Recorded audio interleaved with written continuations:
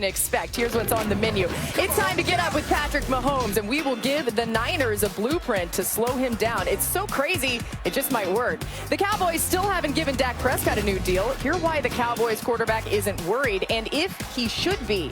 And when you're 24 and listed in the same company as Willie Mays and Kareem Abdul-Jabbar, you're doing something right. Who that is and why it's more impressive than you think. Get Up starts right now, and we begin with Patrick Mahomes in this Super Bowl. It's been a postseason to remember for him, and he's thrown 8 touchdowns with no interceptions in this postseason and victories over the Titans and the Texans. But now he gets set for his toughest test with this 49ers defense, who will try their best to contain him. Here's what they're saying about it. He's able to hit every single pass. I mean, you know, off his back leg, jumping in the air. Obviously, his no-look passes, his sidearm is crazy. So he's able to, you know, hit every receiver when he can. So we just need to do a really good job, like I've been saying, with just, you know, bringing constant pressure, making him uncomfortable in the pocket and not allowing him those easy throws. We can't let him out of the pocket. We got to close those A and B gaps and not let him get the edge. Rush as a unit, make him throw uncomfortably, and yeah, that's all you could do. So it's the question that everybody's asking, and how do you slow down Patrick Mahomes? And you wouldn't even use the word stop because you kind of can't stop him. But RC, from the defensive perspective, what would you do if you're trying to plan for this? You have to have multiple looks, and I think when Patrick Mahomes knows exactly what coverage you're playing, how you're going to rush him, he is going to tear you apart. You heard Lewis talk about how intelligent he is, how he understands how to pick the defense apart, where to make the throws, where to look off, when to throw the football away. And so you have to mix zone and man. You have to mix pressures in, which the San Francisco 49ers don't do as often as many teams. But if Patrick Mahomes gets to the line of scrimmage and he can read your mail, if he knows you're in single high, if he knows you're in man-to-man, cover 3, we've seen this team absolutely go crazy against teams that sit back in zone 3 deep and let Patrick Mahomes go to work. Yeah, it's two ways, and it's easier said than done. One, you got to take the driver out of his game. You got to make him play the course with just a 7-iron. They're the best deep ball throwing team in the NFL. So make him play small ball, and you got to make him take short completion after short completion after short completion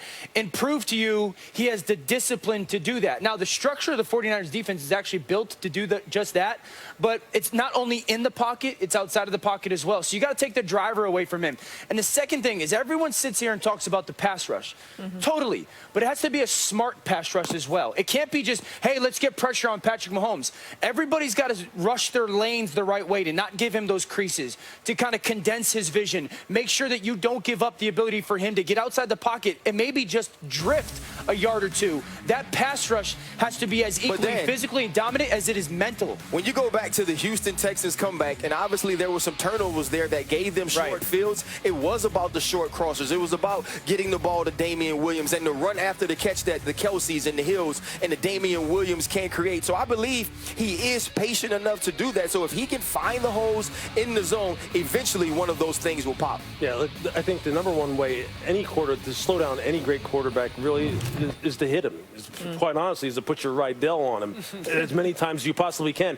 How do you do that? One, look, you can't just expect your 4 guys to win every single snap. So you have to give them some time. So what that means is the back end has to do their part. Rush and coverage always go together, which means in the back end you better do your work at the line of scrimmage early in the down, RC, you know this, and then match the patterns down the field that makes him then have to hold the football for an extra hitch, an extra second, because that's when these guys do their damage. And you see, if you see in this tape, a lot of times they're running some 2-man games inside, some TTs, some Ts on the outside, but they're not getting there super clean. Now, they can.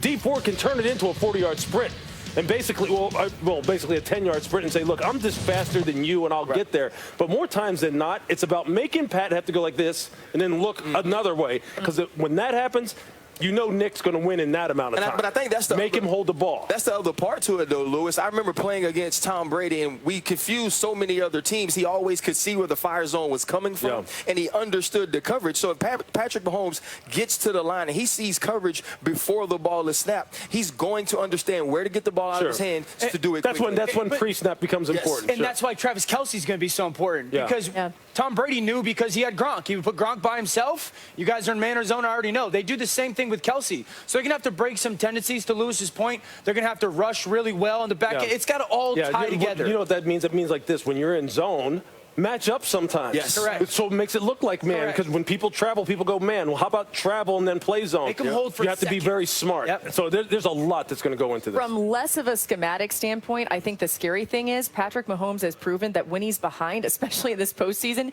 he's never out of the game. Yeah. Let's talk about him getting paid and some other young quarterbacks getting paid as well. And Patrick Mahomes now eligible to negotiate an extension, one that many expect would be record-setting. However, with the CBA set to expire after 2020, waiting it out could land him a bigger payday. Deshaun Watson is also eligible to negotiate an extension, but that might be decided to wait as well. The potential for injury could deter him, though. Since 2017, he has been sacked 139 times. That's second most in the NFL. Dak Prescott still waiting on a deal from the Cowboys after having a career year. He's now an unrestricted free agent and could be the first domino to fall in the quarterback market. So, Dan Graziano, what do we think about all these young quarterbacks that need to get some money? Well, it's good to be those guys for sure, Laura, but when you talk about specifics, it's about when and how much these guys get paid. Patrick Mahomes can negotiate an extension, but he's also got a year left on his deal. They got the fifth-year option 2021. They got the franchise tag after that.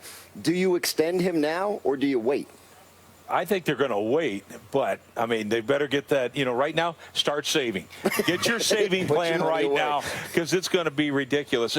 And quite honestly, if I'm Pat Mahomes, I don't sign anything right now. Let this new CBA happen, because if it does, oh, my gosh, we're going to see these things go through the roof. Yeah, I mean, the CBA is what influences the parameters around with which you can use to negotiate a contract. So they should understand if there's some new provisions that open up new opportunities that we aren't aware of. If that's the case, then you wait. Otherwise, you do it as soon as possible. In my mind, you stretch it out as far as possible as you can, make as long a deal so you can amortize the signing bonus over the whole course of the contract, and you do it before the new CBA, because right now the collective bargaining agreement has it so that the cap rises about $10 million a year, something like that. After this point, the CBA might have it that the cap rises a lot more, and you don't want to be in a position where you're paying a guy. You would rather be in a position where you're paying a guy under these financial constraints when the new CBA, rather than you wait until then and then you have to pay him even more. And part of that is when you look at like Deshaun Watson, I'm going to let him get paid first if I'm Pat Mahomes. Let him set the market. He's going to amplify it up. And now if I'm Pat Mahomes, hey, you know what? He has to do it all himself. He's getting sacked a ton. He can get hurt. I get the ball out of my hands quick.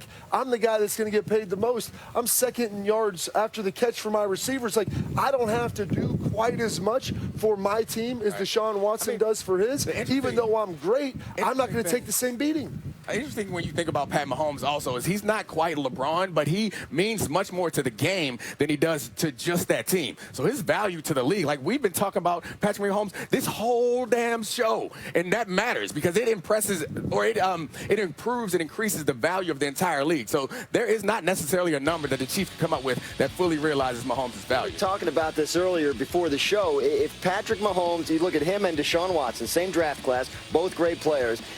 What are we talking about with Mahomes? If they were to switch places, are the Texans here? Is he that good?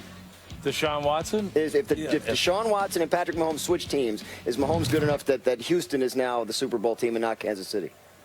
No, look, there's nothing wrong with Deshaun Watson either. So, to me, I don't think so. I think they're here. They're the better team. Now if you have a 24-point lead, I think anybody would be here. But there's where I was wrong. But Houston hasn't had the protection that I think that Patrick Mahomes has enjoyed. I think Houston has similar valuable weapons. They don't have the versatility of a guy like Kelsey. I think the difference in those teams is the offensive line and the protection. Deshaun Watson certainly holds on to the ball too long. But I do think if you switch those guys, I think we're looking at Houston in this game, and I think this. But I don't know. I don't know because Watson is great. Watson with Reed would be fantastic also because Reed loves a mobile quarterback who can make big plays. But I do think that Patrick Mahomes is something special. But look, he is special. But look, if he had the speed, the reason why Deshaun Watson holds onto the ball long, look, we can say what we want about Hopkins. I love him. He's phenomenal, but he's a 4-5 guy. He's not a 4-2 guy, and he doesn't have two of them. Like when he is Will Fuller, he's a different guy. So to me, I just think, look, I think Deshaun Watson might be here if he was the quarterback of the Chiefs. I'm going to agree with you on that, Rex, and it's not a popular opinion because Pat Mahomes is so great, but I think Andy Reid means a lot more to that offense than people give him credit for and the weapons that they have. You see Mahomes get the ball out of his hand. Yeah, he puts the ball way down the field, but he also has guys that can do it with the yards after the catch. Like, you keep looking at that, and you see, like, Tyreek Hill and the speed. He may flip it out to him, and then all of a sudden that guy does the rest. And so Travis Kelce, he can do the rest. He loves to push the ball down the field, but it's also the underneath stuff. They're the best in the league at it over the last 2 years. And Andy Reid, you look at the creativity. We talk about it all the time. Right. Nobody's really saying those things about Bill O'Brien. Like, he's fine, but Andy Reid is an offensive mastermind. Yeah, to be fair, Bill O'Brien made some impressive adjustments in the second half of that game against the Bills, but no one is out here considering Bill O'Brien the type of offensive innovator that Andy Reid is. Yeah, and I think that's key, right? When Mahomes was drafted, that's what a lot of people said.